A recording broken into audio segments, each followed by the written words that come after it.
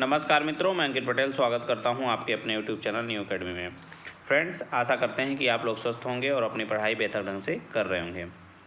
अभी तक हम लोगों ने त्रिभुज के अंतर्गत पहले जाना कि त्रिभुज कहते किसे हैं, ठीक है। फिर त्रिभुज के प्रकार के बारे में हम लोगों ने पढ़ा, ठीक। और उसके बाद हमने देखा कि भुजाओं के आधार पर त्रिभुज कितने प्रकार के होते हैं, कोण के आधार पर त्रिभुज कितने प्रकार के होते हैं, इसको देख लिया, ठीक है। भुजाओं के आधार पर समबाहु, समद्विबाहु, विषमबाहु और कोण के आधार पर समकोण, न्यून कोण और अधिकोण त्रिभुज के बारे में हमने पढ़ा। फिर हमने त्रिभुज से संबंधित जो महत्वपूर्ण तथ्य हैं, जैसे त्रिभुज के तीनों अंतःकोण 180 डिग्री, त्रिभुज का बाह्य कोण दो अन्य कोणों के योग के बराबर होता है, ये पढ़ा हमने। फिर हमने ये पढ़ा कि भुजाओं के बराबर होने पर उनके सामने के कोण भी बराबर होते हैं। फिर हमने ये पढ़ा कि जो है अगर सबसे बड़े एंगल के सामने की भुजा सबसे बड़ी और सबसे छोटे कोण के सामने की भुजा सबसे छोटी होती है। फिर एक महत्वपूर्ण नियम पढ़ा उसके बाद हमने कि त्रिभुज के दो भुजाओं का योग तीसरी भुजा से हमेशा ज़्यादा होना चाहिए, हमेशा अधिक होना चाहिए या ज़्यादा होना चाहिए, तभी वो पॉसिबल है, नहीं तो नहीं पॉसिबल। इतना हम लोगों ने पिछले वीडियो में अभी तक जो दो तीन वीडियो आए हैं उसमें पढ़ा था हमने। आज हम लोग का टॉपिक है भुजाओं के आधार पर त्रिभुज का अध्ययन करने वाले हैं। वैसे तो हमने इसके बारे में बेसिक जानकारी ले ली है कि समबाहु त्रिभुज किसे कहते हैं, समद्विबाहु किसे कहते हैं, सम और विषमबाहु त्रिभुज कहते हैं, इसको हमने पढ़ लिया किसको कहते हैं। और आज उसका विस्तृत अध्ययन, विस्तृत का मतलब आज हम जो है एक एक त्रिभुज का क्या देखेंगे, क्षेत्रफल देखेंगे, परिमाप देखेंगे, ठीक है। तो आइए शुरुआत करते हैं। तो सबसे पहला है समद्विबाहु त्रिभुज। समद्विबाहु त्रिभुज आप लोग जो है जानते ही हैं, हमने बताया है पिछले वीडियो में कि जिसकी सारे भुजाएं बराबर होती हैं उसे समद्विबाहु त्रिभुज कहते हैं, ठीक है। अब देख लेते हैं कि समद्विबाहु त्रिभुज का क्षेत्रफल क्या होता है। समद्विबाहु त्रिभुज का क्षेत्रफल होता है √3/4 भुजा स्क्वायर। अगर यहाँ पे आप लोग देख पा रहे हैं कि भुजा क्या हमने मान रखा है, ए मान रखा है। अगर भुजा के स्थान पे ए रख देंगे, ठीक है, भुजा का स्थान पे रखें तो √3/4 ए स्क्वायर हो जाएगा।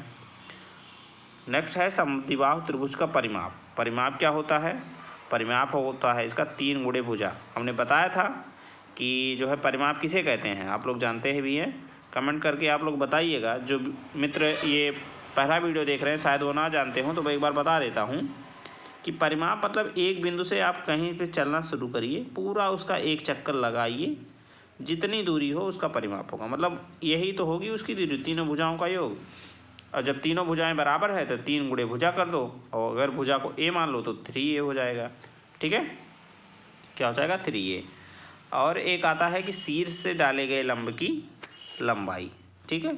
शीर्ष से डाले गए लंब की लंबाई क्या होती है, √3/2 इंटू भुजा होती है, ठीक है। शीर्ष से डाले गए लंब की लंबाई √3/2 भुजा, ठीक है। भुजा को अगर ए मान लिया जाए तो वहाँ पे ए हो जाएगा, ठीक। तब क्या हो जाएगा, √3/2 इंटू ए, ठीक है। अब आइए नेक्स्ट देखते हैं समद्विबाहु त्रिभुज। समद्विबाहु त्रिभुज किसे कहते हैं, जिसकी दो भुजाएं बराबर हों उसे समद्विबाहु त्रिभुज कहते हैं। समद्विबाहु त्रिभुज का क्या है, क्षेत्रफल क्या होता है वो देख लेते हैं, ठीक है। इसका क्षेत्रफल होता है b/4 √4a² - b²। जहाँ a क्या है, a और b को ध्यान रखिएगा कि a जो है, जो दोनों भुजाएं बराबर है o है, ठीक है। दोनों भुजाएं जो बराबर हैं o a है। उसके अलावा जो उन तीनों से मतलब दोनों से भिन्न भुजा है वो b है, ठीक है। तो भिन्न भुजा जो है पहले b है और जो सेम भुजाएं हैं वो a हैं, ये यहाँ पे ये ध्यान रखना है, ठीक है। अब आइए देखते हैं समद्विबाहु त्रिभुज का परिमाप। परिमाप क्या होता है, 2a + b, ठीक है। 2a + b क्यों, क्योंकि जब दो भुजाएं बराबर है तो 2a हो गया, a + b किए हमने, ठीक है। तो a + b = 2a + b हो गया, ठीक। अब आइए नेक्स्ट देखते हैं। नेक्स्ट है विषमबाहु त्रिभुज। विषमबाहु त्रिभुज किसे कहते हैं, जिसकी तीनों भुजाएं भिन्न भिन्न हो, मतलब अलग अलग माप की हों, उसे विषमबाहु त्रिभुज कहते हैं, ठीक है। जैसे हमने यहाँ एग्जाम्पल के थ्रू भी समझाया, जिसे a = 3 है, b = 4 है, c = 2.5 है। तो देख रहे हैं तीनों अलग अलग हैं, ठीक। अब इसको देख लेते हैं, विषमबाहु त्रिभुज का क्षेत्रफल क्या होता है।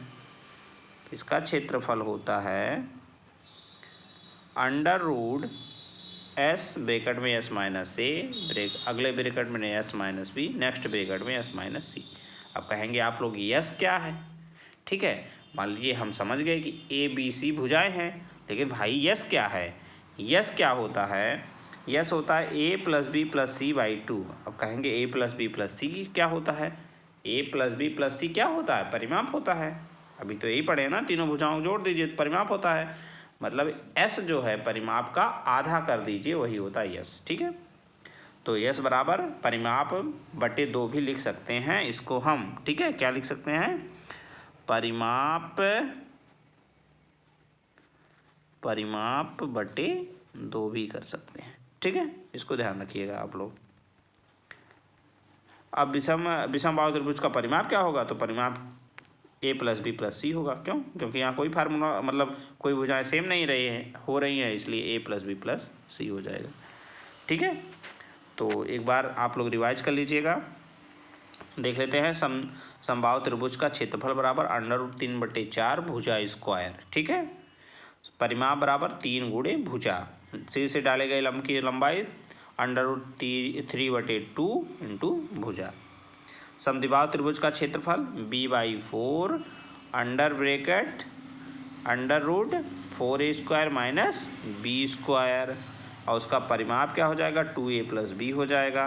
विषमबाहु त्रिभुज का क्षेत्रफल under root S S minus A S minus B S minus C. S बराबर क्या है, परिमाप का आधा। सीधा देसी भाषा में याद रखिए, परिमाप का आधा। अब विषमबाहु त्रिभुज का परिमाप बराबर a प्लस बी प्लस सी। ठीक है मित्र, तो आज का वीडियो यहीं तक रखते हैं। ठीक, वीडियो को पूरा अंत तक देखने के लिए आप लोगों का बहुत बहुत धन्यवाद। जो मित्र ये वीडियो पहली बार देख रहे हैं, उनसे जो है वो वीडियो को लाइक करें, शेयर करें, ठीक है, और कमेंट करें, और किसी स्टडी ग्रुप में शेयर भी आप इसको कर सकते हैं। ठीक है, वीडियो को पूरा अंत तक देखने के लिए आप लोगों का बहुत बहुत धन्यवाद।